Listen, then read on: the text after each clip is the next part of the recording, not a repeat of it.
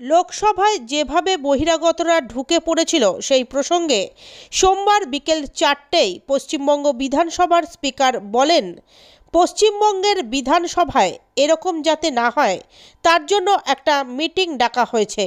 বিধানসভার সমস্ত সিকিউরিটি ও অফিসারদের নিয়ে এই মিটিং হবে বলে জানালেন বিধানসভার স্পিকার। আমরা একটা সিকিউরিটি মিটিং ডেকেছি, সামনে আমাদের বিধানসভাতে ফ্লাওয়ার শো হবে। আমরা চাই বাইরের লোক অনেকে আসেন প্রত্যেক বছর, সেটা তারা নিশ্চয়ই দেখবেন। সেই সঙ্গে সঙ্গে নিরাপত্তা কিভাবে রাখা যায় সেটা নিয়ে আলোচনা করার জন্য কালকে আমরা একটা সিকিউরিটি মিটিং ডেকেছি। স্যার, বিধানসভার জন্য কি আলাদা কোনো সিস্টেম কিছু তৈরি করা? আমরা আলোচনা করে আমরা সিদ্ধান্ত গ্রহণ করব।